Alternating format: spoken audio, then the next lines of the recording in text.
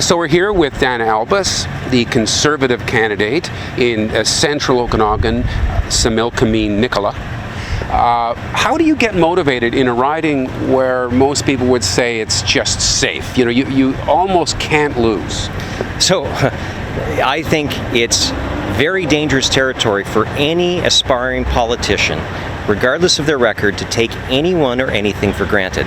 Look, an election is to talk about Canada's future and who's best to champion it.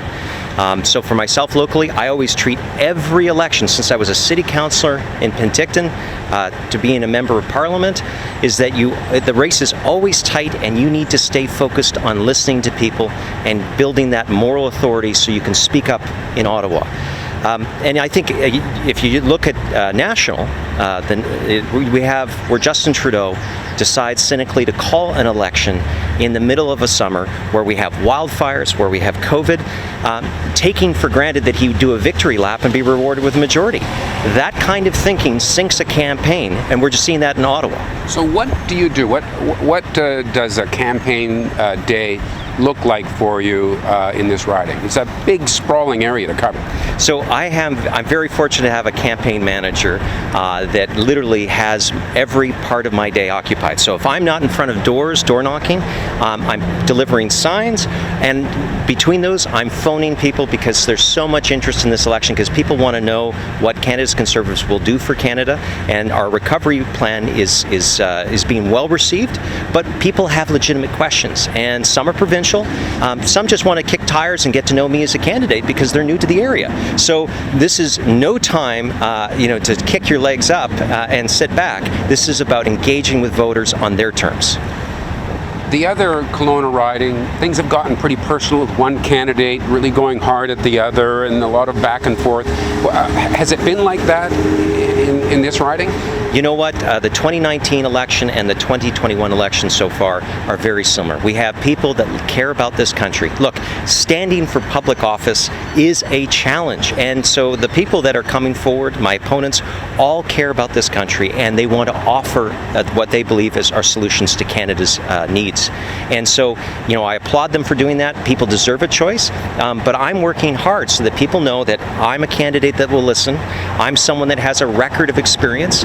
And with these troubling times where we have COVID, we have wildfires, we have concerns about the economy, you need someone that understands every part of this riding and can make representation. That's something that I've done. That's something I will continue to do if given the chance to serve again. We have seen the real outcome of climate change here with all these fires, and a lot of people don't associate the Conservative Party with leading the way on combating climate change.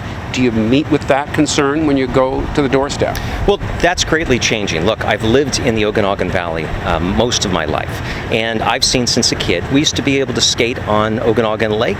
Now, you rarely see the lake actually freeze over.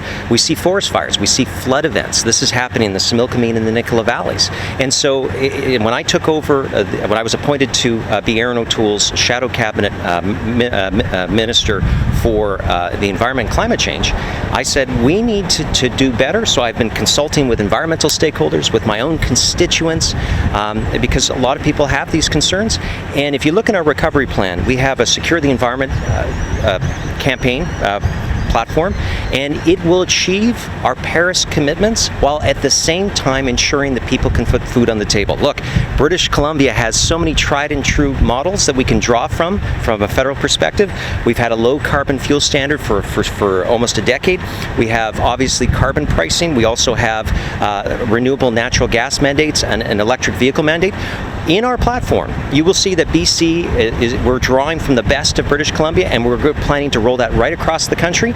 We also want to work with the BC government on having some of the cleanest LNG that we can export to the world, reducing reliance on coal. That's how we can prosper and make meaningful change when it comes to our domestic emissions and also international.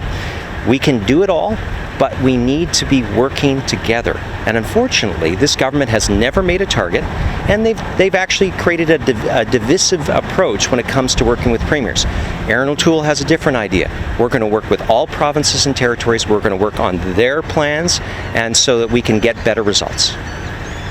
All right, we try to keep these to 4 or 5 minutes. Anything else that you'd like to say to people as they make their decision on September 20th? I've always made listening to people, taking their concerns to Ottawa as being my principal duty. And I've had a few opportunities. I presented a bill, C-260, on breaking down interprovincial trade barriers to get Canada Post to be able to send our Okanagan wines, our BC wines, to all parts, including for beer and spirits.